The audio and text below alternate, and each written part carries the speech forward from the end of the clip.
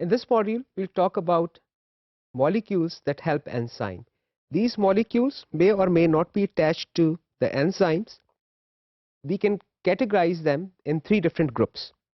Cofactors. These, for examples of cofactors are iron, that facilitates oxidation reduction reactions when it is attached to an enzyme. Copper, it also facilitates oxidation and reduction reaction. Zinc, it helps a type of protein, an enzyme protein, NAD. Coenzymes, the examples are biotin, carries the carboxyl group, coenzyme A, NAD, FAD, and ATP. ATP can also be considered a coenzyme for different enzymes.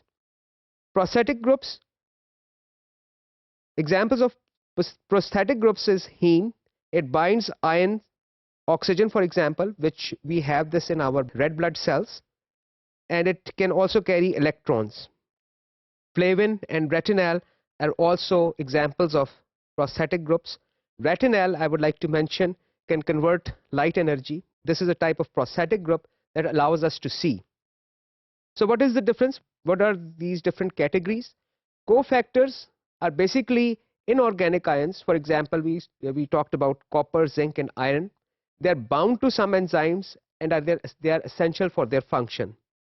Coenzymes are carbon-containing molecules. They bind enzymes temporarily. Chemically, these coenzymes, however, they are changed during the course of a reaction.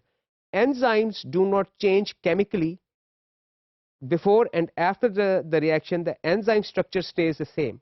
However, during the chemical reaction, the enzyme may go through some temporary reorganization, some slight chemical change, but it will revert back to its original condition after the reaction. Prosthetic groups, these are non-protein components permanently bound to enzymes. Heme is an example. See the structure of heme on the screen also. Without its prosthetic group, the protein is the apoprotein, whereas when the prosthetic group is attached to the enzyme, it's called the holoprotein.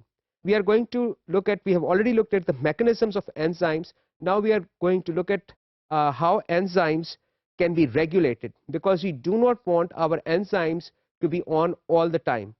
There are instances where we require our enzymes to be active, and then there are instances that when we require our enzymes to be inactive. So how do we activate or inactivate our enzymes? We look at that in our next module.